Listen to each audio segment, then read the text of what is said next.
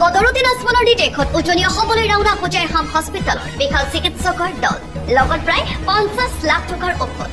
উজনি অসমৰ বানপীড়িত ৰাইজৰ বাবে আহিল এক আশাৰ খবৰ।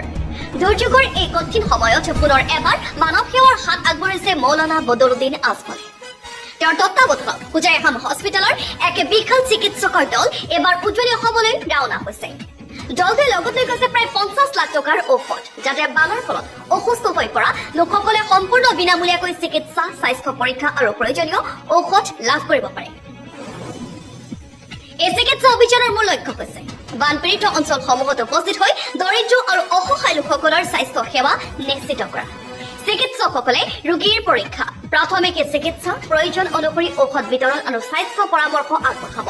উল্লেখযোগ্য যে ইয়াৰ পূৰ্বেও মৌলানা বদৰুদ্দিন আজমলে বানপীড়িত লোকসকলক সহায়ৰ বাবে প্ৰায় 3 কোটি টকাৰ সাহায্য আগবঢ়াই ক্ষতিগ্ৰস্ত পৰিয়ালসমূহৰ কাষত থিয় দিছিল। এবাৰো স্বাস্থ্য সেৱাত অগ্ৰাধিকাৰ দি গ্ৰহণ কৰা এই পদক্ষেপে বানপীড়িত লোকসকলৰ মাজত এক নতুন আশাৰ সঞ্চাৰ কৰিছে। মানুহৰ দুৰ্দিনত কেৱল সমবেদনা প্ৰকাশ কৰি নহয়, বাস্তৱিক সহায় আগবঢ়াটোৱেই হৈছে প্ৰকৃত মানৱ সেৱা। এই চিকিৎসা অভিযান সেই মানৱীয় দায়বদ্ধতাৰে এক উল্লেখযোগ্য উদাহৰণ।